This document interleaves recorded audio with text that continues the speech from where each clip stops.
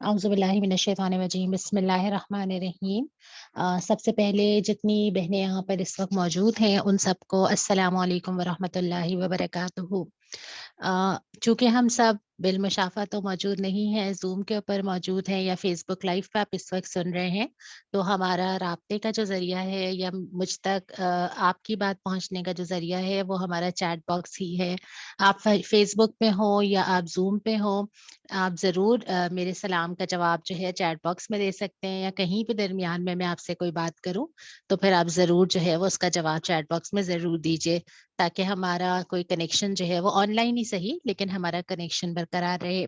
हमारा जो आज का टॉपिक है जिस पर मैं आज आपसे बात करूंगी रबीउल अव्वल के महीने में, वो सीरतुन नबी सल्लल्लाहु अलैहि वसल्लम है। यानी कि आप सल्लल्लाहु अलैहि वसल्लम की सीरत के बारे में तज़किरा, जो आज मुझे और आपको यहाँ पर करना है।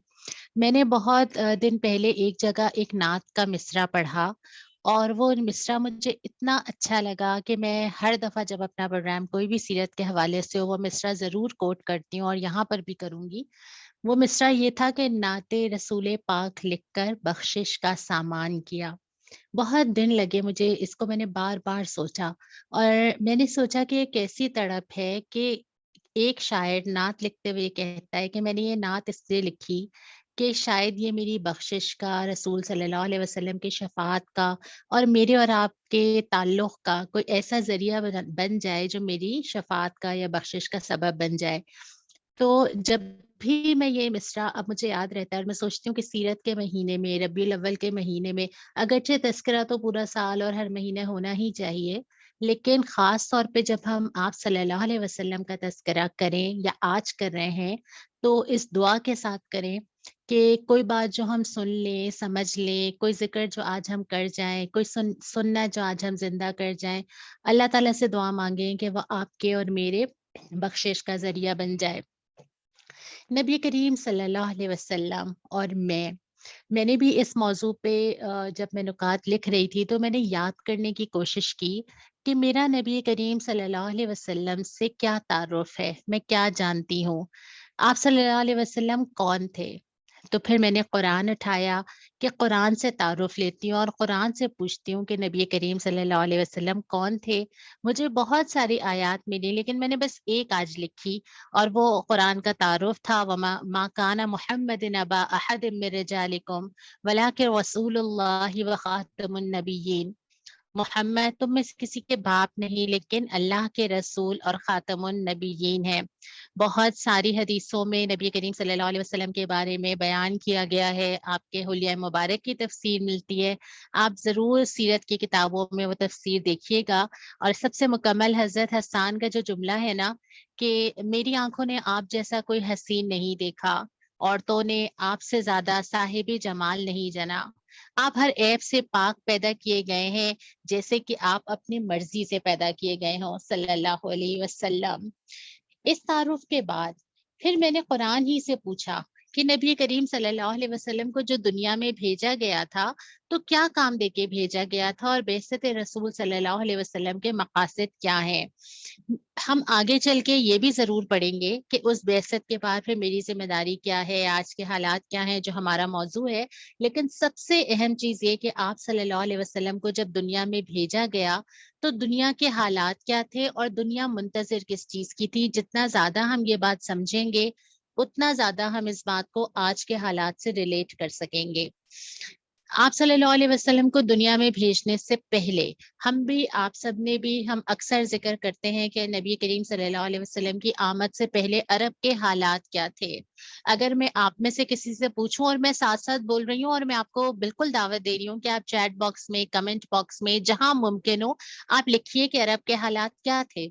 अगर मैं आपसे ये बात पूछ लूं कि आप मुझे बता दीजिए कि जब नबी करीम सल्लल्लाहु अलैहि वसल्लम को भेजा गया, तो अरब के हालात क्या थे? सबने अपने-अपने ज़माने में, अपनी पढ़ाई के ज़माने इसमें मज़ामीन लिखे होंगे। मैं आपके कमेंट्स में से पहले ले लेती हूँ और जो चीज़ रह जाएगी फिर मैं उसको मुकम्मल कर लूँगी। जी बिल्कुल, समीना लिख रही है कि मुकम्मल जहालत थी, यकीनन मुकम्मल जहालत थी, और जहालत का मतलब ऑब्वियसली डिग्रीज़ नहीं होता। लोग जाहिल थे, यानी कि लोगों के पास हिदायत नहीं थी, वरना बड़े-बड़े शायर थे, बड़े इंटेलेक्चुअल थे, बहुत ज़बानदान थे। अरब की लैंग्वेज बहुत ही ज़्यादा रिच है। تو بہت قصے ایسا نہیں تھا کہ ہم ان کو ان پڑھ کہہ سکتے ہیں نا.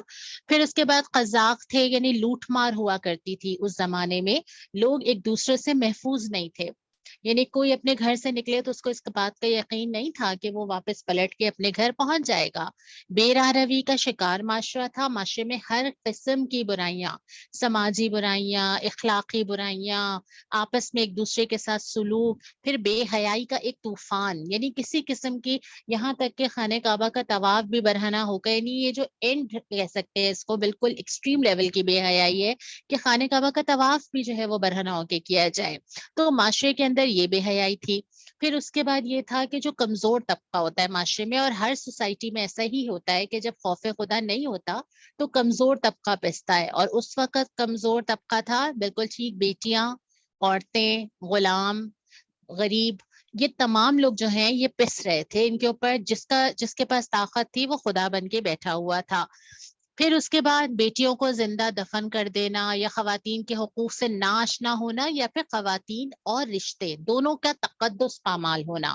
عورت کا تقدس بھی پامال ہونا، اس کی عزت نہ ہونا، اور خواتین کا بحیثیت رشتہ، آپ کسی بھی رشتے میں رشتوں کا تقدس، یعنی دنیا کی طلب، مال کا حاصل کرنا، لوگوں کی عزت، ان چیزوں کا رشتوں کے اوپر ترجیح دیا جانا اور رشتوں کو اس کے لیے قربان کر دینا. گناہوں کی دلدل میں انسان کا پھنس جانا، سود کا نظام، دین کا کوئی تصور معاشرے کے اندر نہیں. پوری سوسائٹی جو ہے وہ معاشی فائدے، لوٹ مار اور سود کے نظام کے اوپر چل رہی تھی. ایسا ہی ہے نا؟ یہ ساری وہی چیزیں میں نے آپ کے سامنے پڑھی ہیں جو آپ نے مجھے بتائی ہیں، اور ایسا ہی تھا. جنگ و جدل کا یہ عالم تھا کہ ایک ایک دشمنی میں نسلوں کی نسلیں نکل جائیں، زمین پہ خون پانی کی طرح بہے، لوگ ایک خاندان کے کئی کئی لوگوں کو موت کے گھاٹ اتار دیں. مرنے والے کو یہ معلوم نہیں ہے کہ اس کو کیوں قتل کیا جا رہا ہے. اپنے قبائل پر، خاندانوں پر فخر ہونا، یعنی اپنے نام پر، اپنے سٹیٹس پر، اپنی معاشی حالات کے اوپر فخر ہونا، انسانیت سے زیادہ جو کرائٹیریا بن جاتا ہے ایک دوسرے کو ترجیح دینے کا، وہ آپ کا معاشرتی سٹیٹس ہے. یہ ساری چیزیں میں نے آپ کے سامنے پڑھ لی. لیکن یہ ساری چیزیں اگر میں اس کو ابھی آپ سے کہوں کہ صرف ٹائٹل چینج کر دیتے ہیں. آپ نے مجھے بتایا کہ نبی کریم صلی اللہ علیہ وسلم جس معاشرے میں آئے وہاں پر یہ ہو رہا تھا، ٹائٹل چینج کرتے ہیں. آج کے معاشرے میں اس میں سے کیا کیا ہو رہا ہے؟ اور اگر میں دوبارہ واپس جاؤں، ظاہر ٹائم نہیں ہے، میں ریپیٹ نہیں کروں گی. جتنی چیزیں میں نے ابھی یہاں پر دہرائی ہیں آپ کے سامنے، وہ اس معاشرے میں بھی ہو رہی تھی جب نبی کریم صلی اللہ علیہ وسلم آئے، اور وہ آج کے معاشرے میں بھی ایز اٹ از ہو رہی ہیں. ہم ایک پورا راؤنڈ سرکل کر کے اسی جہالت میں دوبارہ لوٹ گئے جب یہ ساری چیزیں، اور ہمارے لیے یہ کوئی ان یوزل بات نہیں ہے. اگر عورتوں کے تقدس، معاشرے میں کسی کو مار دینا، خون بہنا، لوٹ مار کا ہونا، یہ فاقے کا ہونا، معاشرے طور پہ لوگوں کا پریشان ہونا، یہ چیزیں اگر میں آپ کے سامنے ریپیٹ کروں گی تو آپ کو لگے گا آپ آج کا اخبار پڑھ رہے ہیں. اور اس وقت بھی دنیا منتظر تھی کہ کیا کریں، سرا کہاں سے آئے گا. ہر فرد تو مبتلا نہیں ہوگا نا. کچھ لوگ تو ایسے تھے اس وقت بھی، اہل کتاب میں بھی تھے، جو منتظر تھے، جو پریشان تھے، جن کو معلوم تھا کہ ہاں یہ حالت بدلنی ہے. سرا کہاں سے آئے گا، کہاں سے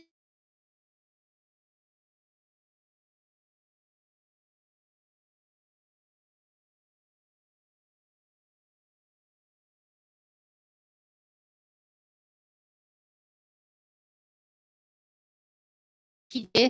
میں آپ کے سامنے کچھ سینٹینسز بول رہی ہوں، آپ صرف مجھے چیٹ باکس میں لکھ کے بتائیں گے یہ بلیویبل ہے، یہ یقین آپ کر سکتے ہیں میرے جملے پہ.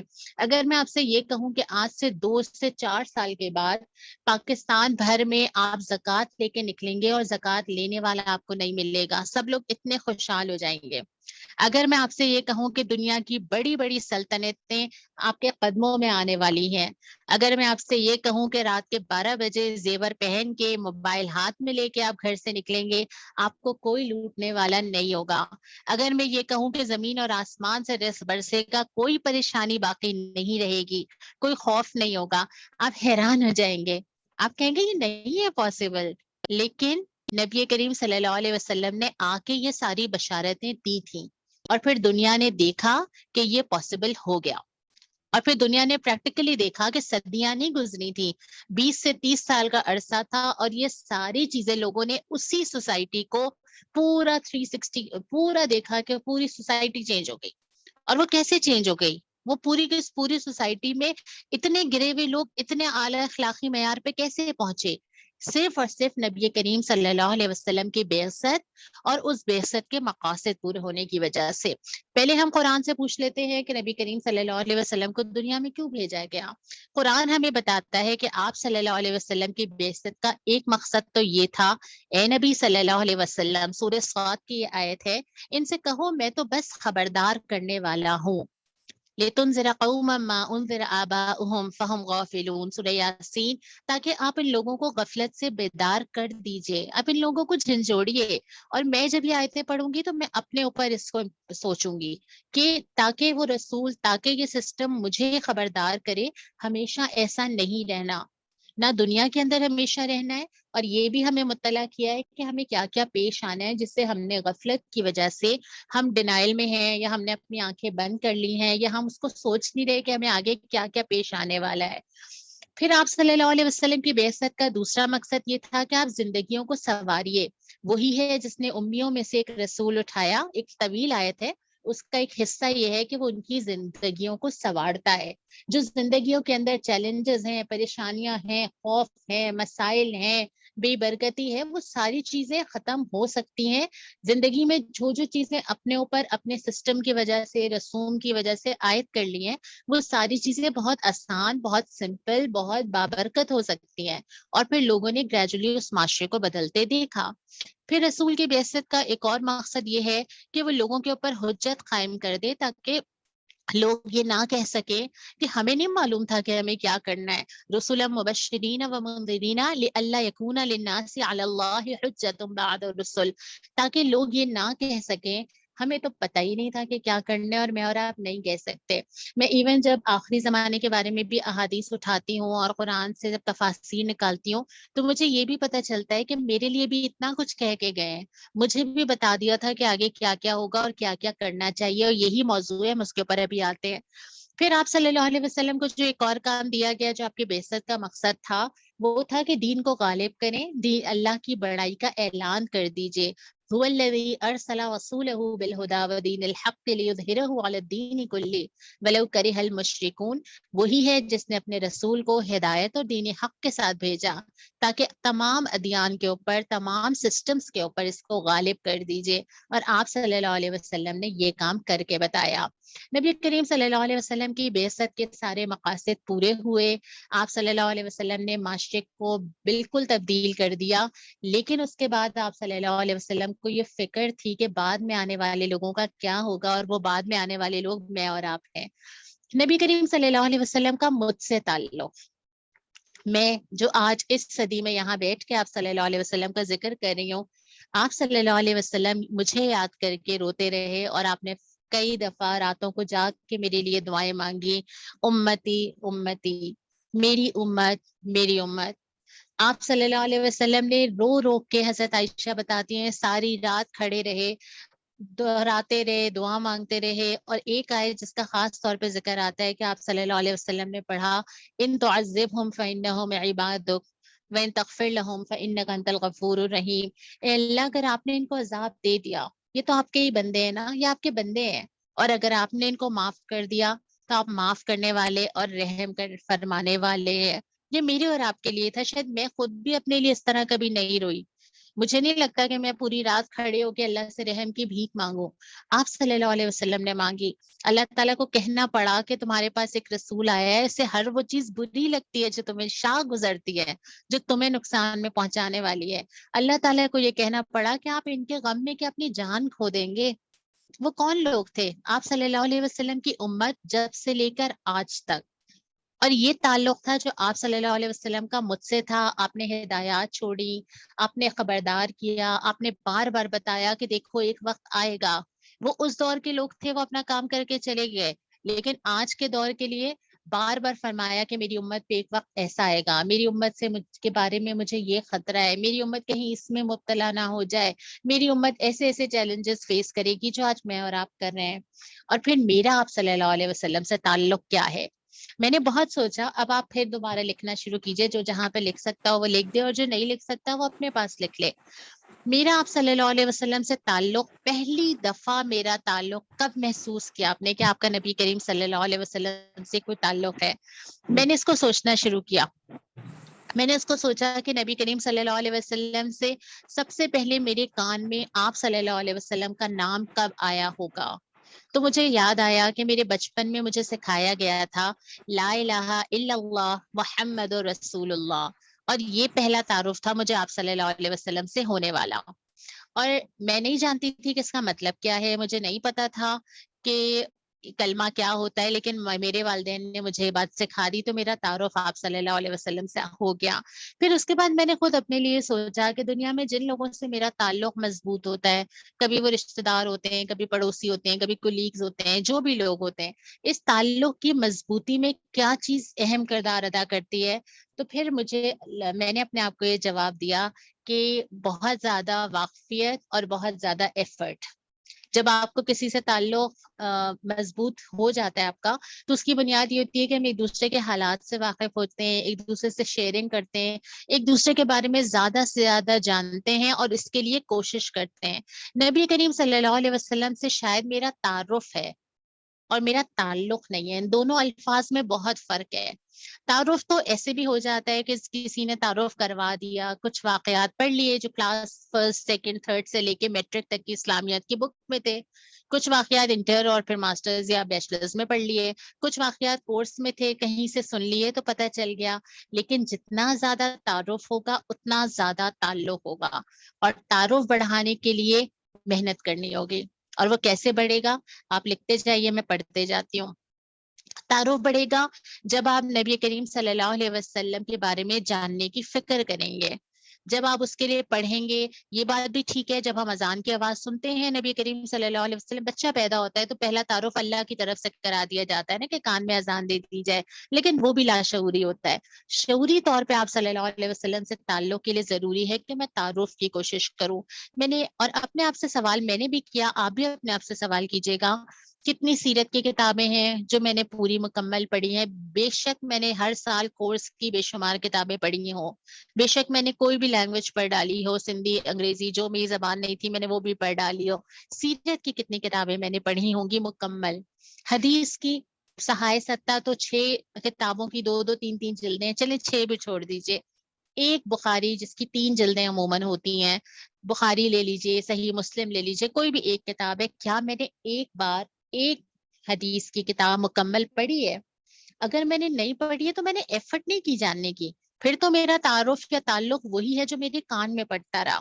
اس کے بعد میں نے بھی قرآن سے پوچھا کہ جب اللہ تعالیٰ نے نبی کو بھیجا ہے تو اللہ تعالیٰ نے یہ بھی تو بتایا ہوگا نا کہ تمہیں نبی سے تعلق رکھنا کیسے چاہیے. ظاہر ہے جب ہر چیز میں گائیڈ کیا گیا، ہر چیز میں رہنمائی ہے تو اس میں بھی ہوگی. قرآن یہ کہتا ہے 4 چیزیں میں نے ابھی یہاں پر نکالی ہیں، بلکہ 4 نہیں بلکہ 5 چیزیں میں نے یہاں پر نکالی تھی، لیکن ایک چیز کو ہم بعد میں ایکسپلین کریں گے. پہلی چیز یہ ہے کہ نبی کریم صلی اللہ علیہ وسلم پہ تمہارا ایمان ہو. ایمان پھر وہی بات کہ ہم یہ سمجھ رہے ہیں کہ ایمان کا مطلب ہے لا الہ الا اللہ محمد رسول اللہ، لیکن یہ تو ایمان کا منیمم لیول ہے جہاں سے بات شروع ہوتی ہے. قرآن جب ایمان کا لفظ استعمال کرتا ہے تو وہ اس کے ساتھ ساتھ اس کی تفصیل بھی بتاتا ہے کہ تمہیں نبی کریم صلی اللہ علیہ وسلم پہ اتنا یقین تو ہو کہ تمہیں پتا ہو کہ تمہاری فلاں کا حدیث، تمہارا نبی اور جو چیز تمہیں بیان کرے گا وہ یقیناً تمہارے لیے بہتر ہوگی اور تمہارے دل میں اس کے بارے میں کوئی ڈاؤٹ نہیں ہونے چاہیے. اور قرآن یہ کہتا ہے ایمان لاؤ اللہ اور اس کے رسول کے اوپر. قرآن یہ کہتا ہے کہ میں تمہیں بتاؤں، سورہ صف کی جو سورہ توبہ کی آیت ہے، کہ تمہیں ایسی تجارت بتاؤں جو عذاب علیم سے بچا لے. ایمان لاؤ اللہ اور اس کے رسول پر. وہ بار بار قرآن میں اگر آیتیں لکھنا شروع کروں تو بے شمار آیتیں ہیں جس میں ایمان باللہ کے ساتھ ایمان بالرسول ساتھ ساتھ آیا ہے. لیکن ایمان بالرسول کمپلیٹ کیسے ہوتا ہے ابھی میں آپ کو اس کے بارے میں بتاتی ہوں. پھر دوسری چیز جو ایمان کے بعد آ جاتی ہے وہ ہے محبت، نبی کریم صلی اللہ علیہ وسلم سے محبت. ویسے تو اس کے بارے میں بہت ساری احادیث آتی ہیں، جیسے کہ یہ آتا ہے کہ آپ صلی اللہ علیہ وسلم نے بتایا کہ جس آدمی کے اندر 3 خصلتیں ہوں اس نے ایمان کا مزہ چکھ لیا. اس میں سے ایک یہ ہے اللہ اور اس کے رسول صلی اللہ علیہ وسلم سے ہر چیز سے بڑھ کے محبت رکھنا. یہ جو جملہ ہے نا، یہ جملے میں جو ہر چیز سے بڑھ کر ہے نا، یہ ذرا مشکل کام ہے. میری زندگی میں ہو سکتا ہے آپ کے ساتھ ایسا نہ ہو، لیکن میری زندگی میں نے سوچا اولاد سے محبت ہے، شوہر سے بھی ہے، ماں باپ سے بھی ہے، بہن بھائیوں سے بھی ہے، اللہ اور اس کے رسول سے بھی ہے، لیکن جہاں جہاں نبی سے محبت کا ذکر آتا ہے وہاں پہ آتا ہے ہر چیز سے بڑھ کے محبت کرنا۔ حضرت عمر کا واقعہ ملتا ہے نا کہ وہ آ کے پوچھتے ہیں کہ یا رسول اللہ صلی اللہ علیہ وسلم، آپ سے میں بہت محبت کرتا ہوں، تو آپ نے فرمایا کہ اے علی کہ اپنی جان سے بھی زیادہ۔ انہوں نے کہا کہ 2 منٹ سوچا اور پھر فرمایا کہ نہیں، اپنی جان سے زیادہ نہیں۔ آپ صلی اللہ علیہ وسلم نے فرمایا کہ اے عمر، ابھی تمہارا ایمان مکمل نہیں ہوا۔ میں نے بھی اپنا جائزہ لیا کہ اپنی جان سے بھی زیادہ جواب نہیں تھا میرے پاس۔ اور پھر میں نے اور حدیثیں دیکھی کہ جس میں آپ صلی اللہ علیہ وسلم نے فرمایا کہ تمہاری قیامت کی کیا تیاری ہے۔ ایک شخص نے آ کے پوچھا کہ یا رسول اللہ قیامت کب آئے گی؟ آپ نے فرمایا تم نے کیا تیاری کی ہے؟ اس نے کہا کہ اللہ اور اس کے رسول سے محبت رکھتا ہوں۔ آپ نے فرمایا انسان انہی کے ساتھ ہوگا جس سے وہ محبت کرتا ہے۔ پھر میں نے اپنے آپ سے پوچھا میری محبتیں کہاں ہیں، کس سے ہیں، کس سے سب سے زیادہ ہیں؟ کیونکہ قرآن یہ کہتا ہے، بے شک نبی، سورہ احزاب کے آیت کا پڑھ رہی ہوں میں ترجمہ، بے شک نبی تو اہل ایمان کو لیے ان کی ذات پر مقدم ہے۔ اور یہ حدیث لا یؤمن احدکم حتی اکون احب الیہ من والدہ وولدہ والناس اجمعین، تم میں سے کوئی مومن ہی نہیں ہو سکتا جب تک کہ وہ مجھے اپنے ماں باپ سے، اپنی اولاد سے اور تمام لوگوں سے زیادہ محبوب نہ کرے، نہ سمجھے۔ اور محبت کے کرائٹیریاز کیا ہے؟ مجھے تو دنیا میں مجھے بہت اچھی طرح پتا ہے کہ میرے آس پاس اگر 10 لوگ مجھ سے بات کہتے ہیں کہ انہیں مجھ سے محبت ہے، میں ہر ایک کی اس دعوے محبت کو ایکسپٹ نہیں کرتی۔ مجھے پتا ہے کہ جب کوئی مجھ سے یہ کہتا ہے کہ مجھے آپ سے محبت ہے، تو میرے ذہن میں چلنا شروع ہو جاتی ہے چھلنی کہ میرے برے وقت میں وہ موجود تھا کہ نہیں تھا، اس محبت کا عملی مظاہرہ کیا ہے، اس کے کہنے اور کرنے میں کیا فرق ہے، کیا کیا چیزیں اس نے میرے ساتھ ایسی کی ہیں کہ میں اس کے دعوے پہ یقین نہیں کر سکتی، اور کون ایسا فرد تھا جس کو مجھ سے واقعی محبت ہے، جس کو میں نے ٹیسٹ کر لیا ہے، جس کے ساتھ میں نے آزما لیا ہے۔ تو جب میں دنیا کے معاملات میں ان محبتوں کو چھانٹ لیتی ہوں، تو کیا اللہ اور اس کا رسول نہیں کریں گے یہ؟ کیا ایسے ہو سکتا ہے کہ جس نے کہا مجھے محبت ہے اور اس کی محبت قبول کر لی جائے گی؟ ایسا نہیں ہے۔ اور پھر محبت بھی ایسی چاہیے جو کہ سب سے زیادہ ہو۔ اور اس کے بعد پھر قرآن کہتا ہے کہ محبت بھی کرو، ایمان بھی لاؤ، درود بھی پڑھو۔ ان اللہ وملائکتہ یصلون علی النبی یا ایھا الذین آمنوا صلوا علیہ وسلموا تسلیما۔ یہاں پہ آپ درود پڑھ لیجئے، اے ایمان والو، صلو علیہ وسلم تسلیما، درود و سلام بھیجو اللہ کے نبی صلی اللہ علیہ وسلم پر۔ پھر اس کے ساتھ ساتھ یہ بھی بتا دیا کہ صحیح طریقہ تو یہ ہے کہ درود بھیجو، اور خطرہ یہ ہے کہ لوگ سیلیبریشن نہ بنا دیں۔ آپ صلی اللہ علیہ وسلم کی ایک حدیث ہے کہ میری قبر کو آپ قبر کہہ لیجئے یا یوم وفات کہہ لیجئے، حدیث میں جو لفظ آیا ہے وہ قبر آیا ہے، میری قبر کو میلہ گانا بنا لینا، نہ اپنے گھروں کو قبرستان۔ مجھ پہ درود بھیجو کیونکہ وہ مجھ تک پہنچتا ہے جہاں کہیں بھی تم ہو۔ یہ ضروری نہیں ہے کہ تم اس کو سیلیبریٹ ہی کرتے چلے جاؤ، چاہے وہ یوم وفات ہو، چاہے وہ قیام، ابدی قیام کی جگہ ہو۔ ضرورت یہ ہے کہ درود بھیجو اور پیروی کرو، کیونکہ ابھی ہم نے جو محبت کا ذکر کیا تھا نا، جو چوتھا کرنے کا کام ہے وہ اس دعوی محبت کی تکمیل یعنی اطاعت اور پیروی ہے۔ آپ صلی اللہ علیہ وسلم کی بات کو ماننا، اور یہ ہم جانتے ہیں جن سے محبت ہو ہم ویسے بن جاتے ہیں، کبھی جان بوجھ کے شعوری طور پہ اور کبھی غیر شعوری طور پہ ہماری پرسنالٹی چینج ہونا لگ جاتی ہے۔ جنہوں نے نبی کریم صلی اللہ علیہ وسلم سے محبت کی، ان کی پوری پوری شخصیتیں بدل گئیں، چاہے وہ حضرت ابو بکر ہوں، حضرت عمر ہوں، حضرت بلال ہوں، حضرت خباب ہوں، ان سب کی پرسنالٹیز گریجولی آپ دیکھیں گے اس 10-20 سال کے عرصے میں جو انہوں نے آپ صلی اللہ علیہ وسلم کی نبوت کے بعد آپ کی میت میں گزارا، ہم نے ان کی شخصیات کو بالکل بدلتے ہوئے دیکھا۔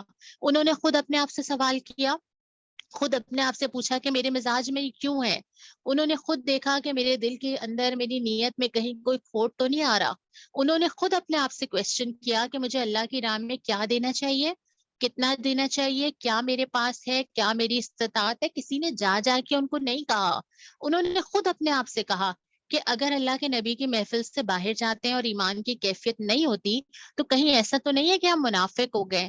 انہوں نے جا کے ایک دوسرے سے ڈسکس کیا کہ تم مجھے بتاؤ میرے اندر کیا خرابی ہے جو مجھے دور کرنی چاہیے. انہوں نے خود آ کے رسول اللہ صلی اللہ علیہ وسلم سے پوچھا کہ یا رسول اللہ مجھے کیا بدلنا چاہیے, مجھے کیا پہننا چاہیے, میرے لیے کیا رہنمائی ہے, مجھے کیا تیاری کرنی چاہیے. لوگوں کے اندر یہ طلب پیدا ہو جانا کہ وہ اپنے آپ کو نبی کریم صلی اللہ علیہ وسلم کی اطاعت میں دے دیں, یہ اصل میں آپ صلی اللہ علیہ وسلم سے محبت ہے. ہمیں ایک صحابی کا واقعہ ملتا ہے کہ جو وضو کا پانی آپ صلی اللہ علیہ وسلم کا جمع کر رہے تھے اپنے ہاتھ کے اوپر, اور یہ کوئی ان یوزل بات نہیں ہے, محبتوں میں ایسا ہوتا ہے کہ آپ کو ہر اس منسلک چیز سے محبت محسوس ہوتی ہے, تعلق محسوس کرتے ہیں آپ. تو آپ صلی اللہ علیہ وسلم نے پوچھا کہ تم کیوں جمع کر رہے ہو یہ پانی؟ تو انہوں نے کہا یا رسول اللہ میں آپ سے بہت محبت کرتا ہوں. تو آپ صلی اللہ علیہ وسلم نے اس کے بعد جو حدیث میں ملتا ہے فرمایا کہ جو چاہتا ہو کہ وہ اللہ اور اس کے رسول سے محبت کرے اور اللہ اور اس کا رسول اس سے محبت کریں. اور پھر آپ نے 2-3 چیزیں گنوائی کہ بات کرے تو سچ بولے. آپ نے اس محبت کو پریکٹیکل لائف کی طرف موڑا کہ یہ محبت کے یہ مظاہر چند دن اگر آپ بتیاں لگا لیں یا ہرا رنگ پہن لیں یا آپ چند دن جو ہے وہ ذکر کر کے آنکھوں میں آنسو لے آئیں, محبت کے لیے درکار یہ ہے کہ زندگی بدلے. محبت کے لیے درکار ہے کہ آپ کا اخلاق ویسا ہو جائے, آپ اس رنگ میں رنگنے کی کوشش کریں, تب نظر آئے گا یہ محبت ہے. تبھی تو آپ صلی اللہ علیہ وسلم نے فرمایا کہ جس نے میری سنت سے محبت کی وہی مجھ سے محبت کرتا ہے, اور جو مجھ سے محبت کرتا ہے وہ جنت میں میرے ساتھ ہوگا. اور پھر قرآن کی بے شمار آیات, قل ان کنتم تحبون اللہ فاتبعونی, آپ ان سے کہیے تم اللہ سے محبت کرتے ہو میری پیروی کرو. قرآن کہتا ہے وَمَن يُطِعِ الرَّسُولَ فَقَدْ أَطَاعَ اللَّهَ, رسول کی جس نے اطاعت کی اس نے اللہ کی اطاعت کی. وَمَا أَرْسَلْنَا مِن رَّسُولٍ إِلَّا لِيُطَاعَ بِإِذْنِ اللَّهِ, ہم نے کوئی رسول نہیں بھیجا سوائے اس کے اس لیے کہ اس کی اللہ کے اذن سے اطاعت کی جائے. اور پھر اس طرح کی بے شمار آیتیں, جو اللہ اور اس کے رسول کی اطاعت کرے گا فاولئک من الذین انعم اللہ علیہم, پھر وہ لوگوں کے ساتھ ہوگا جن پہ اللہ نے انعام کیا ہے جیسے شہداء صالحین. ومن یطع اللہ ورسولہ فقد فاز فوزا عظیما, جس نے اللہ اور اس کے رسول کی اطاعت کی بے شک وہ کامیاب ہو گیا. یہ ساری چیزیں جو ہے یہ نبی کریم صلی اللہ علیہ وسلم سے اطاعت, اور یہ ساری چیزیں ہیں جس کی ہدایت کی گئی ہے کہ اگر دعوی محبت ہے جو کہ یقیناً مجھے ہے. آج کی اس نشست میں اگر آپ لاگ ان ہوئے ہیں, اگر آپ انٹرنیٹ پہ آ کے سن رہے ہیں, تو یہ اللہ کے رسول صلی اللہ علیہ وسلم کی محبت سے ہٹ کے کوئی اور چیز نہیں ہے.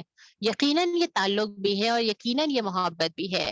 لیکن اس کے بعد جو نبی کریم صلی اللہ علیہ وسلم بشارتیں دیتے ہیں, میں مسلمان, میرا معاشرہ مسلمان ہے, نبی کریم صلی اللہ علیہ وسلم کی بشارتیں ہیں, لیکن میری زندگی کے آس پاس وہ نہیں ہے جو ہونا چاہیے. میں اپنے آس پاس حالات میں دیکھتی ہوں تو میں نے جیسے پہلے بات کی کہ وہ ساری چیزیں مجھے نظر آتی ہیں اپنے آس پاس جو کہ نہیں ہونی چاہیے. میں دیکھتی ہوں کہ ہاں وہی چیز دوبارہ کے مظلوم کے اوپر جو ظلم کر سکتا ہے وہ کرتا ہے.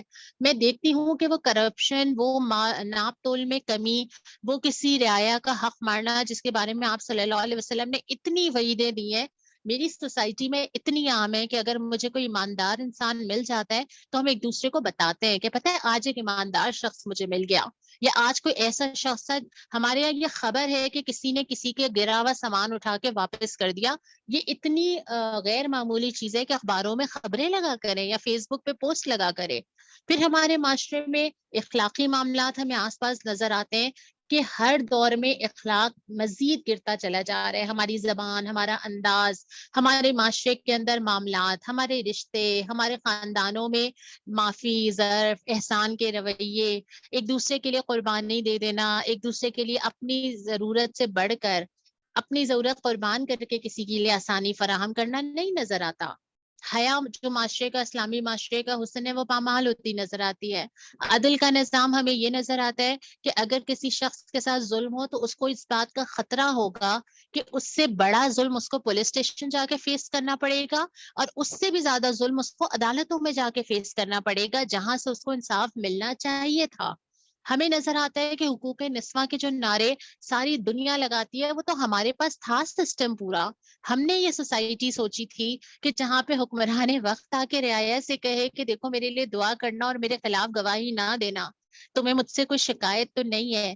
اور پھر ہم یہ دیکھتے ہیں کہ ہمارے آس پاس چند گھنٹوں کے فاصلے پہ، یہ بہت دور کی بات نہیں ہے، یہ میں کسی دنیا کے کسی دوسرے کونے کی بات بھی نہیں کر رہی، اگر آپ کسی بھی شہر میں اور اپنی گاڑی میں نکل جائیں تو 12 گھنٹے بعد آپ کو پاکستان کا کوئی ایسا ایریا مل جائے گا جہاں لوگ اپنے گھروں سے بے گھر، آبادیوں کی آبادیاں الٹ دی گئی، جہاں پہ لوگ اپنے گھروں کی چھتوں پہ آج بھی بیٹھے ہیں، جہاں لوگوں کے پاس ایک جوڑا کپڑا اور ایک پاؤں میں چپل اور ایک وقت کا کھانا نہیں ہے، جہاں کہتے ہیں نا اللہ تعالیٰ کی وہی ساری کائنات کی چیزیں جو انسان کے لیے پیدا کی گئی ہیں، جب انسان زمین میں فساد کرتا ہے تو وہ انسان کے خلاف کام کرتی ہیں، تو وہی بادل، وہی بارش، وہی نعمت، وہی رحمت کی بارشیں اور وہی پانی جو ہے جب وہ زمین پہ اللہ کا نظام نہ ہو تو وہ بربادی کا کیسے سبب بنتا ہے، وہ مجھے آس پاس نظر آ رہا ہے، وہ مجھ سے زیادہ دور نہیں ہے، ایسا نہیں ہے کہ وہ کسی قصے کہانی کی بات ہے،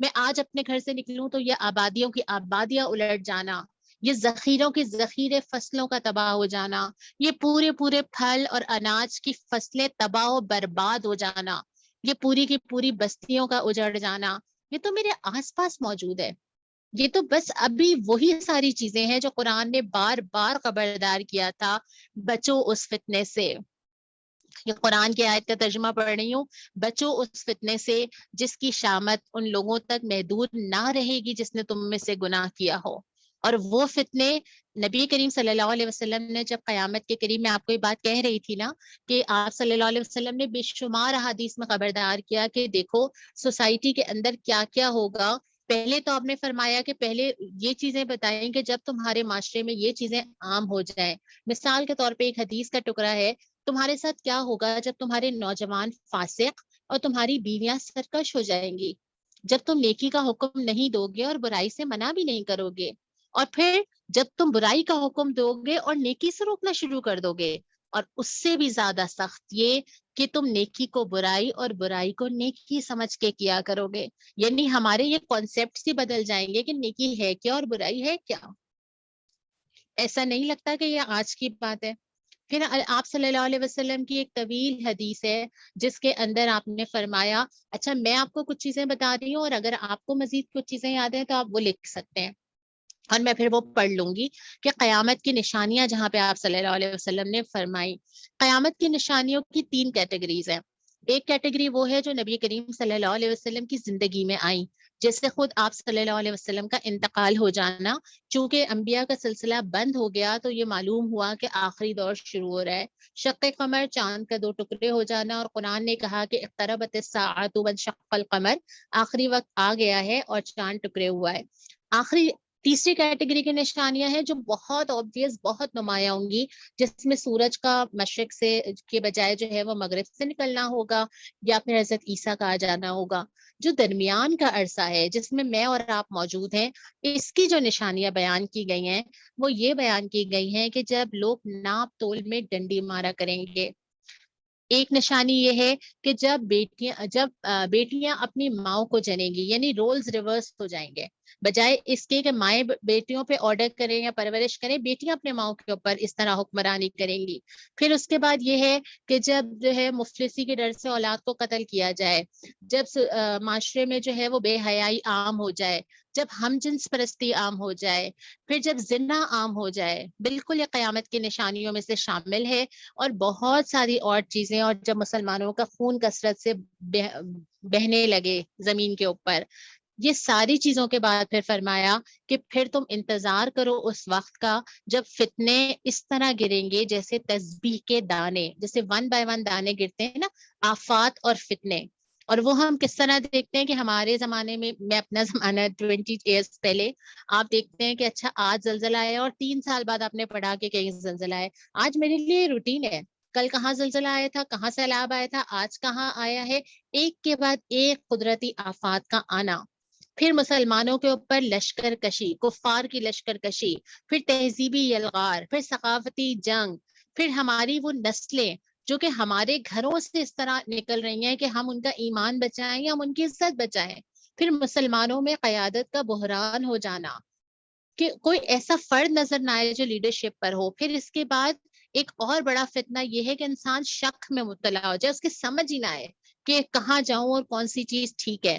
اور پھر یہ بڑا فتنہ ہے کہ انسان کے اوپر خوف، بھوک، یہ چیزیں، بیماریاں، آفتیں، اچانک آنے والی یہ چیزیں مسلط کر دی جائیں. اور یہ بھی بڑا فتنہ ہے کہ معاشرے سے برکت اٹھا لی جائے، چاہے وہ مال میں برکت ہو، صحت میں برکت ہو، گھروں میں برکت ہو. یہ سارے کے سارے وہی حالات ہو چکے ہیں جو قبل از اسلام تھے اور جس میں وہ لوگ مبتلا تھے، اور آج چاہتے نہ چاہتے ہم سب اس کے اندر مبتلا ہے. ہم میں سے ہر ایک خوف کا شکار ہے، غیر یقینی صورتحال کا شکار ہے، فائنینشیل پرابلمز کا شکار ہے، معاش کی قلت کا شکار ہے، بیماریوں کا خدا نخواستہ آفات کا شکار ہے. اور ہمارے ہر ایک کے گھر تک یہ حالات پہنچ چکے ہیں. اور اس کی وجہ صرف اور صرف وہی ہے کہ جو لوگ، یہ بھی قرآن کی آیت ہے نا، جو لوگ اللہ اور اس کے رسول کی مخالفت کرتے ہیں وہ اسی طرح ذلیل و خوار کیے جائیں گے جیسے ان سے پہلے کے لوگ ذلیل و خوار کیے گئے. اور یہ بھی قرآن کی آیت ہے. اللہ ایک بستی کی مثال دیتا ہے، امن اور اطمینان کی زندگی بسر کر رہی تھی، ہر طرف سے ان کو بفراغت رزق پہنچ رہا تھا، لیکن انہوں نے کفران شروع کیا، کفر کرنا شروع کیا، انکار شروع کیا. تب اللہ نے اس کے باشندوں کو ان کے کرتوتوں کا مزہ چکھا دیا اور ان پر مصیبتیں چھا گئیں. یہ بھی قرآن کی آیت کا مفہوم ہے. تو جو ہم آج دیکھ رہے ہیں وہ کوئی غیر متوقع چیز نہیں ہے. اسی سے تو اللہ کے نبی خبردار کرتے رہے، اسی کے بارے میں تو اللہ کے نبی بار بار کہتے رہے کہ دیکھو ایسا نہ ہو کہ تم لوٹ کے وہیں پہنچ جاؤ. اور پھر اللہ کے نبی صلی اللہ علیہ وسلم یہ بھی بتا کے گئے کہ پلٹنے کے لیے ہم کیا کریں.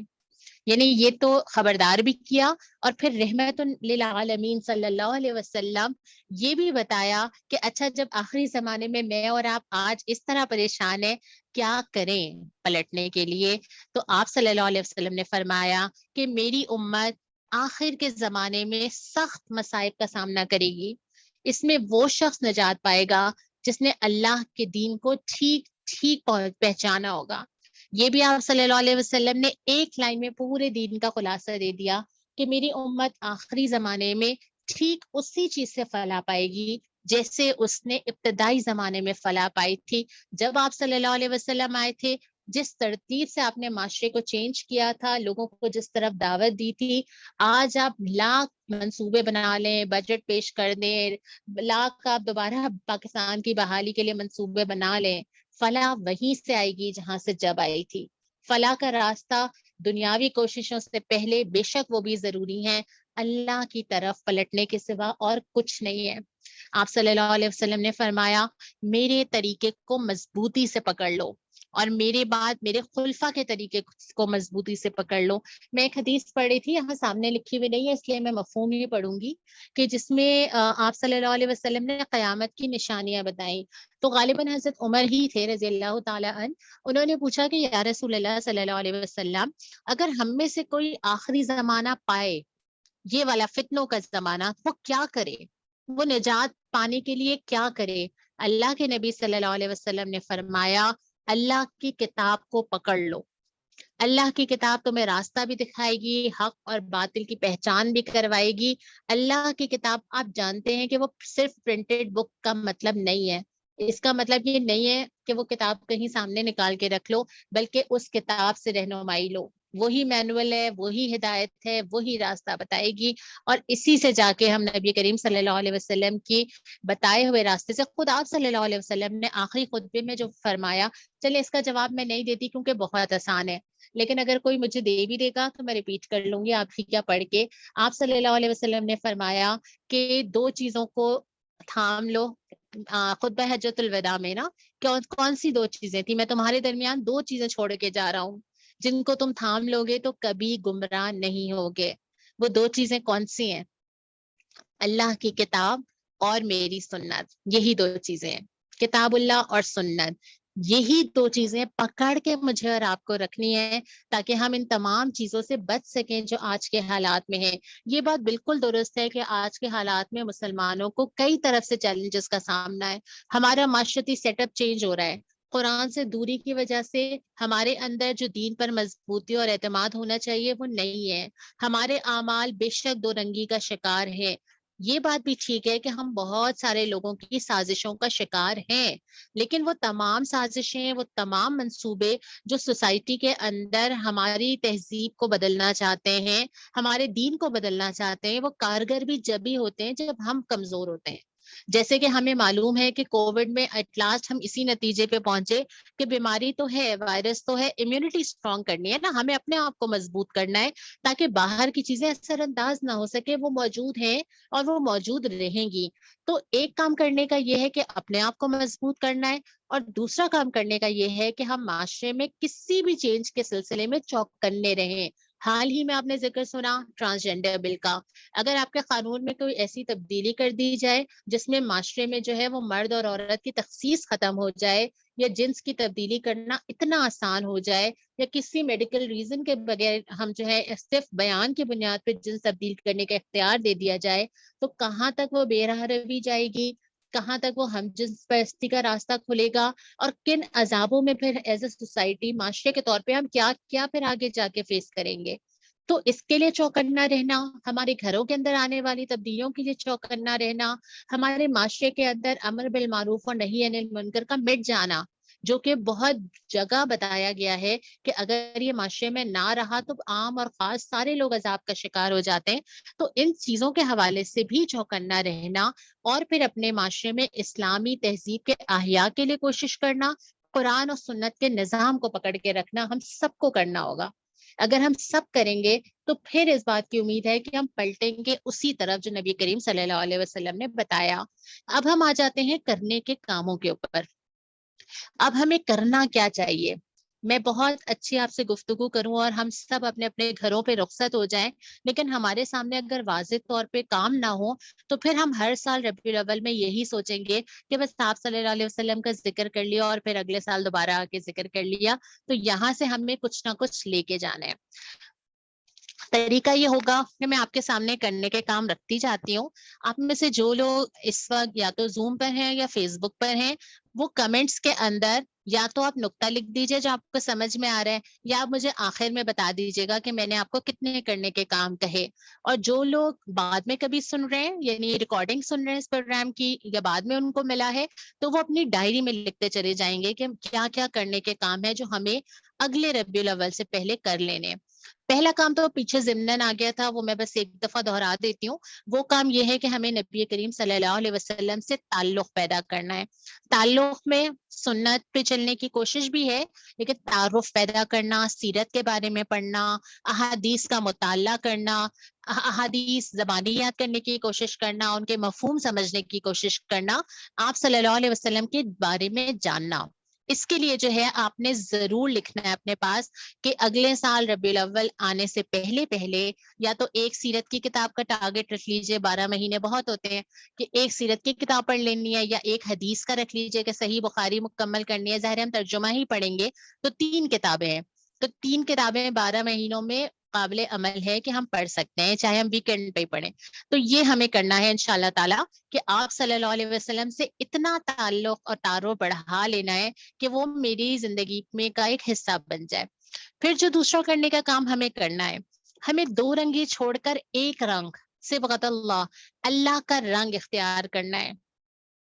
یعنی ہمارے اندر جتنی چیزیں، میں نے پہلے بھی یہ بات کی نا کہ ہم سب کے انداز میں، اخلاق میں، لباس میں، طور طریقے میں، عمل میں، ان ساری چیزوں میں ہمیں اللہ کے رنگ میں رنگ جانا ہے، اور اس کے لیے ہمیں ڈھونڈنا ہے کہ نبی کریم صلی اللہ علیہ وسلم کی جو سنتیں ہیں وہ کیا ہیں۔ اس کے لیے ہمیں سوچنا ہے کہ ہمیں کیا کرنا چاہیے، اپنی شخصیتوں پہ نظر ہم نے خود ڈالنی ہے، اور صرف یہ نہیں ہے کہ ہم نے آج اس ماہ میں کرنا ہے، بلکہ آپ صلی اللہ علیہ وسلم نے فرمایا بہترین ایمانی حالت یہ ہے تمہاری دوستی اور دشمنی خدا کے لیے ہو، تمہاری زبان پر خدا کا نام جاری ہو، تم دوسروں کے لیے وہی پسند کرو جو تم اپنے لیے پسند کرتے ہو۔ اور اگر ایسا نہ ہو، میں ایک جگہ 2 رنگی کی نشانیاں پڑھی تھی، میں وہ آپ کے سامنے بس پڑھ دیتی ہوں اور ہم اپنے اوپر نظر خود ہی ڈالیں گے۔ 2 رنگی کی نشانیاں یہ ہے کہ انسان کہتا کچھ ہو اور کرتا کچھ ہو، دعویٰ کچھ اور کرتا ہو، عمل کہیں اور جا رہا ہو، زبان سے کچھ کہتا ہو، وقت، اوقات، مال کہیں اور لگاتا ہو، निज़ाम ज़िंदगी जैसा भी चल रहा हो, अल्लाह की बगावत पर, सुन्नत से हट के उसके ऊपर मुतमईन हो, अपने दिल के अंदर कोई इस्तराब ना पाता हो, उसे बदलने के लिए कोशिश ना करता हो, फासिकाना निज़ाम बदलने की कोशिश ना करे, कायम करने में हिस्सा ना डाले। ये सारी चीजें जो हैं ये दो रंगी के अंदर आ जाती हैं। तो मैंने और आपने कोशिश करनी है कि अपनी जिंदगी में जहां जहां दो रंग हैं, इसमें मैं ज्यादा तफसील में इसलिए नहीं जा रही कि कुरान कहता है बलिल इंसानु अला नफ्सिही बसीरा वलौ अलका मआज़ीरा। इंसान जितनी माजरतें पेश कर ले, अपने आप को बहुत अच्छी तरह जानता है। वो दर्स में बैठा है तो वो कौन सा चेहरा दिखाता है, शादी में बैठा है तो वो कौन सा चेहरा दिखाता है, किसी दीनी महफिल में जाता है तो किस लिबास का इंतखाब करता है, किसी खानदान की तकरीब में जाता है तो कौन से लिबास का इंतखाब करता है, अपने किसी जानने वाले से बात करता है तो लहजा क्या होता है, अपने से कमजोर शख्स से बात करता है तो लहजा क्या होता है, खुशी में कैसे बात करता है, गुस्से में कैसे बात करता है, लोगों के बारे में क्या सोच रखता है, और बहुत सारी चीजें हैं जो उसके अंदर आ जाएंगी कि अपने आप को अल्लाह के रंग में ढालने के लिए, जैसे मैंने पहले कहा, इसके लिए भी जरूरी है कि ये मालूम तो हो कि अल्लाह का रंग क्या है, और वो अल्लाह का रंग जब भी पता चलेगा जब हम कुरान और सुन्नत का मुताला करेंगे और उसकी रोशनी में अपने आप को देखते चले जाएंगे। फिर जो अगला काम करना है वो हमें ये करना है कि हमें जिहाद कबीर करना है कुरान को लेकर। अभी मैंने आपके सामने जिक्र किया ना कि नबी करीम सल्लल्लाहु अलैहि वसल्लम ने फरमाया कि अगर दो चीजें पकड़ लो ना, वो आप सल्लल्लाहु अलैहि वसल्लम की वसीयत थी कि दो चीजें छोड़ के जा रहा हूँ, जिसमें से किताबुल्लाह और मेरी सुन्नत, हम दोनों को बारी बारी ले लेते हैं। अल्लाह के नबी सल्लल्लाहु अलैहि वसल्लम का तोहफा, वसीयत, आज मेरे पास अल्लाह की किताब है। कुरान कहता है कि तुम्हारे पास तुम्हारे रब की तरफ से दलील रोशन आ गई है, हमने ऐसी रोशनी भेज दी है जो तुम्हें रास्ता दिखाने वाली है। अब जो लोग ईमान लाएंगे, इसको मजबूती से पकड़ लेंगे, अल्लाह अपनी रहमत और फजल के दामन में इनको ले लेगा और अपनी तरफ आने का सीधा रास्ता इनको दिखा देगा। और इस किताब के अंदर फिर फरमाया आप सल्लल्लाहु अलैहि वसल्लम ने कि जिसने अल्लाह के बंदे की मदद की, अल्लाह उसकी मदद करेगा। जो इल्म की तलाश में चला, अल्लाह जन्नत का रास्ता आसान करेगा। जिसने अल्लाह के घरों में से एक घर में जमा होकर किताबुल्लाह पढ़ी, अल्लाह उस पर अपनी सकीनत और रहमत नाजिल कर देगा। और इस हदीस के बाद मैं भी आज ये गुमान कर रही हूँ कि यकीनन आज हम सबके घरों पे अल्लाह की तरफ से सकीनत और रहमत नाजिल की जा रही होगी, क्योंकि आज हम किताबुल्लाह के बारे में बात कर रहे हैं। तो कुरान को लेकर उठना और कुरान के सारे हुकूक, मैंने जिहाद कबीर का लफ्ज इसीलिए रखा कि सिर्फ ये नहीं है कि कुरान किसी ऊपर वाली शेल्फ से नीचे वाली शेल्फ पे आ जाए। अव्वल तो हमारे घरों में ये भी बड़ा जिहाद है कि कुरान हाथों में तो आए। ऐसा ना हो कि कुरान के ऊपर से गर्द हटाएं, फिर जुजदान हटाएं, फिर किसी को दे तो 1 घंटे के लिए दे के फौरन वापस ले लें। कुरान को हमारे साइड टेबल पे हम इसी तरह होना चाहिए कि मैं रोज खोलूं कि आज यही कुरान मुझे क्या देता है, और फिर उस किताबुल्लाह को लेकर उसके हुकूक अदा करना, यानी कि उसको लेकर उसको पढ़ना, समझना, अमल करना, रहनुमाई लेना, कायम करना। उस किताब से सिर्फ वजीफे नहीं लेने हैं, उस किताब से पूछना है कि अच्छा क्या करना है, दुनिया में क्या करना है, आसपास क्या करना है, हालात में, इन हालात में क्या करना है। एक एक चीज के लिए जो है वो कुरान से रहनुमाई लेना और कुरान के दिए हुए निजाम को कायम करना। कुरान बताता है कि सियासत कैसी होनी चाहिए, मईशत कैसी होनी चाहिए, माशरत कैसी होनी चाहिए, उमूर खारजा कैसा होना चाहिए, ताल्लुकात कैसे होने चाहिए, एक एक चीज। बदकिस्मती से ये हुआ है, जब आप भी रमजान में कुरान पढ़ते हैं, यकीनन जब हम कुरान का तर्जुमा एक दौरे कुरान से गुजरते हैं तो उसका 1/3 ऐसा होता है जो हमारी पर्सनल लाइफ के बारे में होता है, नमाज, रोजा, हज, गीबत ना करना, हम वो पढ़ते हैं और अपना जायजा लेते हैं। बड़ा हिस्सा सूरह आल इमरान, सूरह तौबा, सूरह बकरा, जहाँ पे ममलिकत के काम आते हैं, सूद का आता है, चोर का हाथ काटने का बात होता है, विरासत का निजाम आता है, कौमों के साथ मामलात का आता है, हमें लगता है कि ये उस दौर के लिए होगा। नहीं, वो कुरान हमारा अमलन मुअत्तल है इस वक्त। मैंने एक जगह जुमला पढ़ा था कि 2/3 कुरान अमलन मुअत्तल है, क्योंकि उसका ताल्लुक उस पूरे सिस्टम से है जिसके अंदर मैं रहती हूँ। तो अगर कुरान मुअत्तल हो तो उस कुरान को कायम करने की कोशिश करना, उसको लोगों तक पहुंचाना, समझाना, उसके हक अदा करना, उसके मुताबिक अपनी इनफरादी और इज्तिमाई जिंदगी को रखना। और फिर जहां जरूरत हो, अगर मेरी शादी ब्याह हो तो मैं कुरान से पूछूं कि मुझे बताइए कैसा होना चाहिए। मुझे कहीं मजलिस में जगह की तंगी हो, कुरान खोले और کوئی میرے ساتھ زیادتی کرے میں قرآن سے پوچھوں مجھے کیا کرنا ہے. مال خرچ کرنا ہے, فائنینشیل پلاننگ ہے, میں قرآن سے پوچھوں تمہارا مال کیسے خرچ ہونا چاہیے. پھر اگر مجھے ووٹ ڈالنے جانا ہے, میں قرآن سے پوچھوں کہ کیا کرائٹیریا ہے, دوسری مسلم قوموں اور نان مسلم قوموں کے بارے میں کیا ہے. دستور پاکستان پڑھوں تو مجھے پتا ہونا چاہیے کہ دستور پاکستان کی بیسس قرآن کی روشنی میں کیا ہے. ایک ایک چیز قرآن بتاتا ہے. اور جب قرآن پہ عمل کیا جاتا ہے تو قرآن وعدہ کرتا ہے دنیا میں دے گا, وہ برکت دے گا, اطمینان دے گا, رزق دے گا, عروج دے گا, عزت دے گا, اور آخرت میں بھی دے گا نجات, نور, جنت, بلندی درجات, قبر کا ساتھ, سفارش, سب کچھ دے گا. قرآن کو دوست بناؤ گے, قرآن تمہیں دوست بنائے گا, وہ دوست جو کبھی تنہا نہیں چھوڑے گا. اور جو قرآن کے ساتھ ہمارا سلوک ہوگا, قرآن پھر ہمارے ساتھ وہی سلوک کرے گا. یہاں پہ میں نے قرآن کے ساتھ جو دوسرے لفظ کا ذکر کیا وہ تھا سنت. سنت کو زندہ کرنا. نبی کریم صلی اللہ علیہ وسلم کی وہ سنتیں, آپ صلی اللہ علیہ وسلم نے فرمایا کہ جس نے فساد کے زمانے میں میری سنت کو مضبوطی سے تھاما, اس کے لیے 100 شہیدوں کا ثواب ہے. 100 شہید, وہ شہید جو جن کو مردہ نہ کہو, وہ شہید جن کو اللہ کی طرف سے رزق دیا جاتا ہے. ایک سنت کو زندہ کرنا, 100 شہیدوں کا ثواب. اور سنتیں صرف یہ نہیں ہے کہ میں نے بیٹھ کے پانی پی لیا, یا میں نے 3 گھونٹ میں پانی پیا, یا میں نے کیا کھایا. سنت, سب سے بڑی سنت نبی کریم صلی اللہ علیہ وسلم کی جو ہے وہ یہ ہے کہ اللہ تعالیٰ نے آپ صلی اللہ علیہ وسلم کو فرمایا وَرَبَّكَ فَكَبِّرْ, سورہ مدثر جو دوسری وحی میں دیا گیا کرنے کا کام, کہ اس دین کو قائم کیجئے, اللہ کے نام کو بلند کیجئے. اور پھر اللہ کے نبی صلی اللہ علیہ وسلم نے اپنی پوری زندگی اس کے بعد اسی کے لیے کھپے, اسی کے لیے خون بہا, اسی کے لیے تکلیف اٹھائی, اسی کے لیے میلوں میں جا جا کے لوگوں کو قرآن سنایا, اسی کے لیے اپنی فیملی کو مخاطب کیا, اہل محلہ کو مخاطب کیا, گھر گھر جا کے کہا, قرآن اٹھایا, قرآن کی دعوت اٹھائی, اور معاشرے میں گئے. ایک ایک شخص کو ایڈریس کیا, خود کو بھی کیا, دوسروں کو بھی کیا, اور منظم کر کے قرآن قائم کرنے کی کوشش کی. یہ ہے نبی کریم صلی اللہ علیہ وسلم کی سب سے بڑی سنت, دین کو غالب کرنے کی کوشش کرنا. اگر میں اس کا خلاصہ نکالوں تو وہ یہ ہے کہ نبی کریم صلی اللہ علیہ وسلم نے اپنی ساری زندگی دین کو غالب کرنے کی کوشش کی, اور یہ کوشش دن رات صبح شام ہر وقت موجود تھی.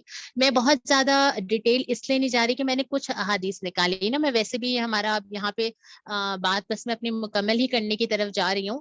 نبی کریم صلی اللہ علیہ وسلم نے میرے لیے, میں نے آخر میں چونکہ آپ کے سامنے ذکر کر دیا تھا کہ آج کے حالات میں جو کہ عرب کے حالات سے بہت زیادہ مختلف نہیں ہے, اس وقت نبی کریم صلی اللہ علیہ وسلم کی سنت اور قرآن تھا جس سے لوگ واپس پلٹے. آج بھی یہی راستہ ہے, لیکن اس کے ساتھ ساتھ نبی کریم صلی اللہ علیہ وسلم نے میرے لیے کچھ چیزیں چھوڑی ہیں. آپ کو پتہ ہے میں نے وہ چیزیں نکالی جو نبی کریم صلی اللہ علیہ وسلم کی وہ حدیثیں ہیں جو انہوں نے آخری دور کے لوگوں کے بارے میں, بہت ساری ہیں لیکن میں نے 3-4 نکالی, اور مجھے لگا کہ یہ تو اللہ کے نبی صلی اللہ علیہ وسلم نے مجھ سے فرمایا. میرے گھر میں اگر کسی بزرگ کا انتقال ہو جائے, اس کی ڈائری, اس کے ہاتھ سے لکھی ہوئی چیز, میری جن کی مائیں نہیں ہیں ان ماؤں کے زیور, ان کے دوپٹے, ان کی یادگاریں, مجھے اتنی محبت ہو جاتی ہے ان چیز سے اندر کہ میں وہ کسی کو دیتی نہیں ہوں, پکڑ کے رکھتی ہوں, سینے سے لگا کے رکھی جاتی ہیں ایسی چیزیں, وہ وصیتیں جو کسی نے دی ہوتی ہیں.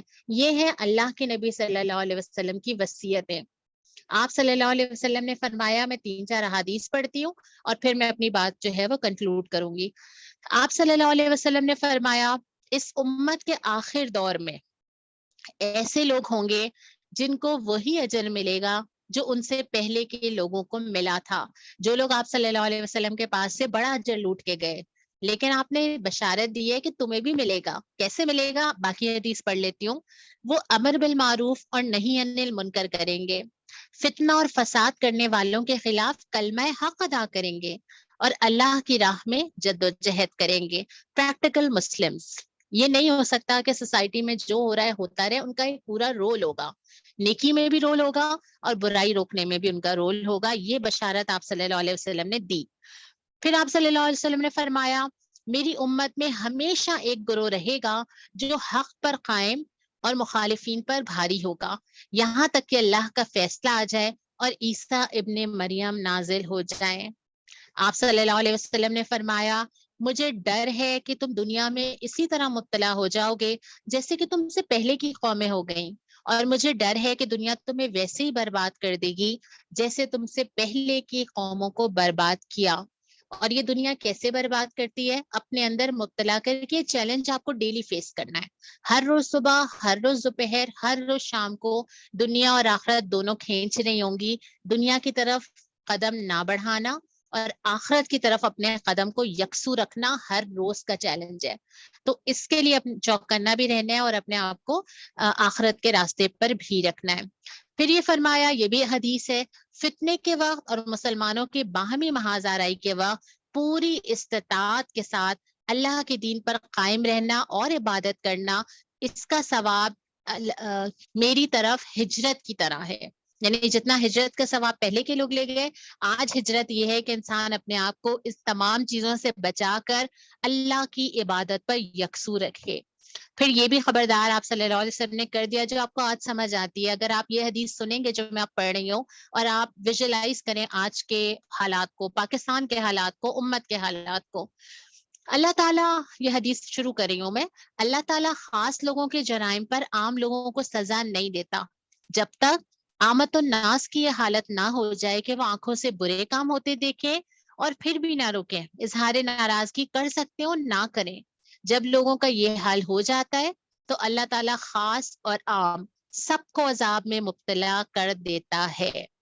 یہ بھی خبردار کیا کہ دیکھو، اللہ تم سے کہتا ہے کہ نیکی کا حکم دو اور برائی سے روکو. ایسا نہ ہو کہ تم دعا مانگو تمہاری دعا قبول نہ ہو، تم خدا سے حاجت طلب کرو تمہاری حاجت پوری نہ کی جائے.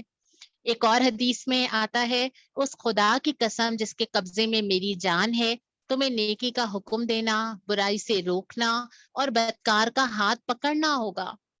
یا پھر اللہ کے قانون فطرت کا نتیجہ یہ ہوگا کہ بدکاروں کے دلوں کا اثر تمہارے دلوں پر بھی پڑ جائے اور تم بھی ملعون ہو جاؤ، تم بھی لعنت زدہ ہو جاؤ اور تم بھی اللہ کے عذاب کے مستحق ہو جاؤ.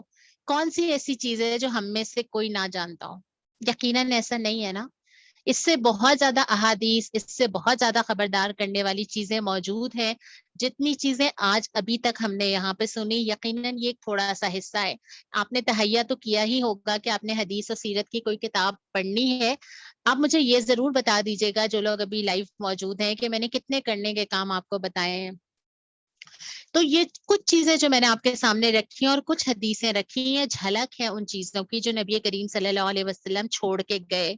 آج اگر ربیع الاول کے مہینے میں ہم اللہ کے نبی صلی اللہ علیہ وسلم کا ذکر کر رہے ہیں تو آج ہی اس بات کا تہیہ کیجئے کہ ہم نبی کریم صلی اللہ علیہ وسلم کی ان ساری وصیتوں کو نکال کے اپنے لیے رہنمائی لیں گے. آج تہیہ کیجئے کہ آپ صلی اللہ علیہ وسلم کی یہ ہدایت کہ ہم نے قرآن و سنت پر عمل کرو، اس کو پکڑ لو، ہم پکڑ لیں گے. آج یہاں سے تہیہ کر کے جائیے کہ دین کو غالب کرنے کی ہر سطح پہ میں کوشش کروں گی اور اس کا آغاز میری اپنی ذات سے ہوگا. سب سے پہلے میں دین کو اپنی شخصیت پہ غالب کروں گی، بلکہ اس کے ساتھ ساتھ ہی میرا گھر ہے، میرا معاشرہ ہے، جہاں کہیں بھی میں ہوں، میرا ملک ہے، جہاں میرا جو رول بنتا ہے وہاں میں دین کو غالب کرنے کی کوشش کروں گی. پھر میں قرآن کو لے کر اٹھوں گی، ہر ایک تک قرآن پہنچا دوں گی. میرے جاننے والوں میں کوئی ایسا نہیں ہوگا جس کو میں موٹیویٹ نہ کروں کہ وہ قرآن کو پڑھے، جس کو میں قرآن کا تحفہ نہ دوں، جو قرآن کو کھولنے پہ آمادہ نہ کروں. میں اپنے گھر میں، اپنے معاشرے میں قرآن کو پھیلانے کی کوشش کروں گی. اپنی شخصیت پہ مجھے اللہ کا رنگ غالب کرنے کی کوشش کرنی ہے اور نبی کریم صلی اللہ علیہ وسلم کا سب سے بڑا اسوہ اور سب سے بڑی سنت دین کو غالب کرنا اور اللہ کی کبریائی کو قائم کرنے کے لیے میں نے اپنا کردار ادا کرنا ہے. اس کے لیے یہ بہت سارے کام تو میں نے آپ کو کرنے کے بتا دیے، لیکن جو فوری کام میں آپ کو کرنے کا بتا رہی ہوں، اگرچہ یہ پہلا کام تھا لیکن میں آخری کام کے طور پہ آپ کو بتا رہی ہوں، وہ یہ ہے کہ جب آج آپ یہاں سے رخصت ہوں گے نا، سب سے پہلے جا کے اللہ سے توبہ کریں گے، استغفار کریں گے، ہاتھ پھیلائیں گے اللہ کے سامنے، پلٹیں گے اللہ کے پاس، اللہ تعالیٰ سے کہیں گے کہ اے اللہ، ہم واپس پلٹ کے آپ کے پاس آ گئے، آپ ہمیں قرآن و سنت پہ چلنے والا بنا دیجئے، آپ ہمیں ایسا بنا دیجئے جیسے آپ اور نبی کریم صلی اللہ علیہ وسلم پسند کرتے ہیں، اور آپ ہمارا ہاتھ پکڑ لیجئے. اللہ سے خوب گڑگڑائیں گے، اپنی بحیثیت فرد اور بحیثیت قوم، بحیثیت امت اللہ سے معافی مانگیں گے کہ جو ہو گیا، اور اللہ تعالیٰ نے وعدہ کیا ہے کہ جو ہو گیا سو ہو گیا، اللہ کے سامنے ہاتھ اٹھا کے اللہ سے معافی مانگیں گے کہ اللہ جس حالت میں ہم تھے، نادان تھے، گناہ گار تھے، آج سے تہیہ کرتے ہیں کہ آپ کی طرف اس ربیع الاول سے ہم پلٹنے کا تہیہ کر رہے ہیں، آپ رہنمائی کیجئے، آپ آسانی کیجئے، اور پھر اللہ کے راستے پہ قدم رکھنے کا آغاز آج سے ہو جائے گا۔ اگر آج سے ہو جائے گا انشاءاللہ تعالی تو پھر ہم نے آج کچھ حاصل کیا، اور اگر آج سے نہیں ہوا یا آئندہ ہم عملی نکات کی طرف نہیں آئے تو پھر ربیع الاول بھی ویسے ہی آتے جاتے رہیں گے جیسے رمضان آتے جاتے رہتے ہیں، اور ہم تہیہ کرتے رہ جاتے ہیں اور زندگیاں گزرتی چلی جاتی ہیں۔ لیکن اگر اللہ تعالیٰ آپ کو یہاں اٹھا کے لے آیا، مجھے ہمیشہ یہ بات بہت اہم لگتی ہے، اگر اللہ یہ بات سننے کی توفیق دے رہا ہے، مجھے بولنے کی اور آپ کو سننے کی توفیق دے رہا ہے، اس کا صاف صاف مطلب یہ ہے کہ اللہ رب العالمین ابھی ہم سے مایوس نہیں ہوئے، بحیثیت قوم بھی مایوس نہیں ہوئے کہ آج یہاں پہ اللہ اپنا ذکر کرنے کی توفیق دے رہے ہیں، اور بحیثیت فرد بھی مایوس نہیں ہوئے کہ اللہ تعالیٰ نے دلوں پہ مہر نہیں لگائی، حالانکہ مجھے پتا ہے کہ میں کتنی گناہ گار ہوں، شاید لوگوں کو نہیں پتا ہو، مجھے تو معلوم ہے نا کہ میرا کیا نام ہے، اعمال ہے اور کیا زندگی ہے، پھر بھی اللہ بٹھا رہا ہے، پھر بھی اللہ کہہ رہا ہے کہ اپنا ذکر بھی سنوا رہا ہے، اپنے نبی صلی اللہ علیہ وسلم کا ذکر بھی سنوا رہا ہے۔ اس کا مطلب یہ ہے کہ اللہ تعالیٰ ہم سب کو موقع دے رہا ہے، الحمدللہ اللہ کا احسان ہے، اللہ موقع دے رہا ہے پلٹنے کا، آنے کا، اپنی طرف رجوع کرنے کا۔ اللہ تعالیٰ اس موقع سے ہمیں فائدہ اٹھانے والا بنائے۔ وآخر دعوانا ان الحمدللہ رب العالمین۔